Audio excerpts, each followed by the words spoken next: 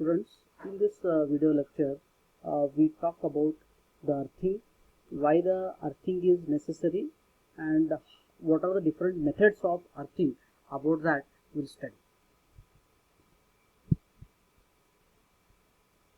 So earthing is always connected to all the electrical equipment with a very low resistance wire, so, which is to attain the earth potential.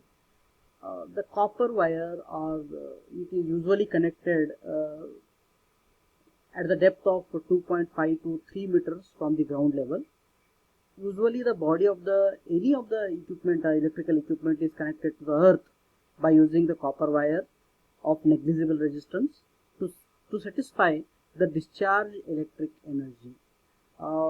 If due to failure of the insulation, if that line is coming in contact with the casing, then the person who is touching that equipment may experience the shock.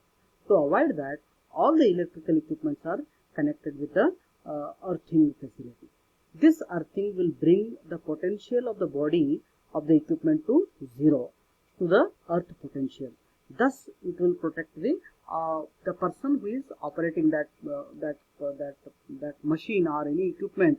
He can be protected from the electric shock. What is the necessity of earthing?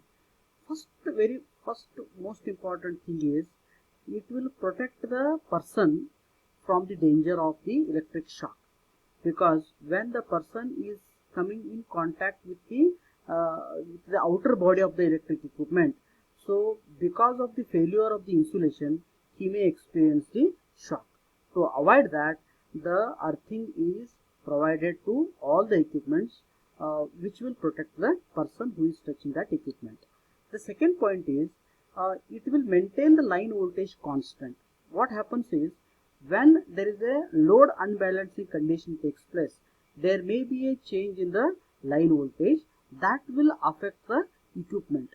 So to avoid that, it will maintain the line voltage constant, which will make your equipment safe. The third one is it will protect the equipments. Already it's very important. Then the fourth one is it will be used for the protection of large buildings and all the machines which are fed from the overhead lines against the lightning purpose also. So whenever the earthing will protect the equipments from the lightning also. Then let us see what are the different methods of earthing.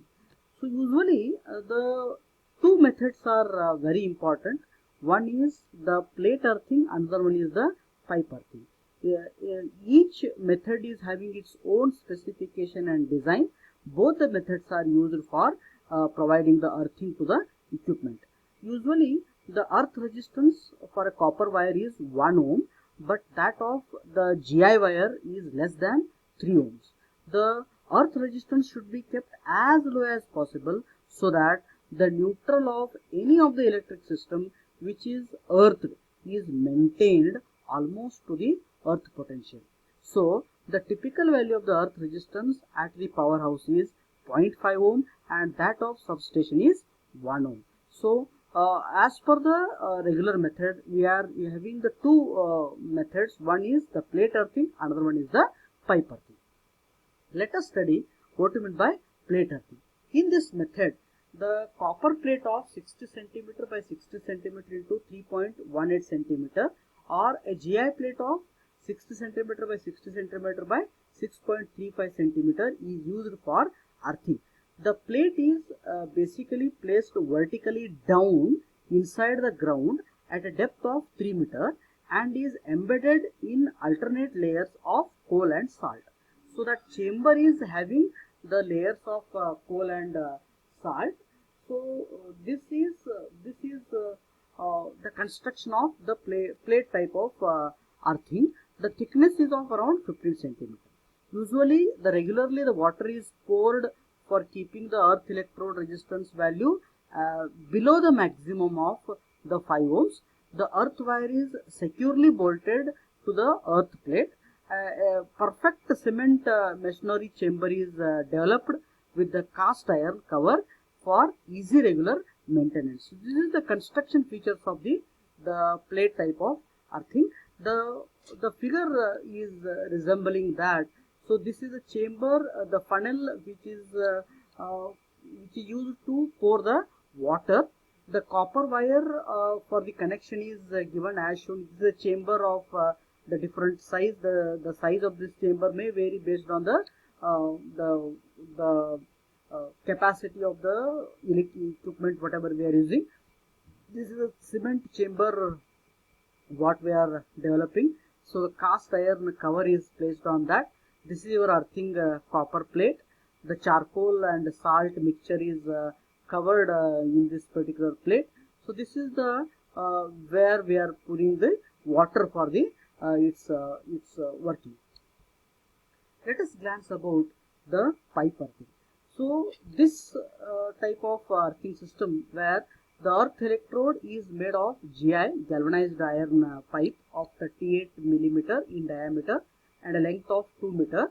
The length of this is depending on the current, what amount of current it will draw, the particular equipment or the particular setup will draw. With 12 mm holes on the surface is placed upright at a depth of 4.75 meter in a permanently wet ground. To keep the value of this earth resistance at the desired level, the area of 15 centimeters surrounding the GI pipe is filled with a mixture of salt and coal. The efficiency of the earthing system is improved by pouring the water through the funnel periodically. So usually the efficiency is based on how frequently we put the water in that particular funnel.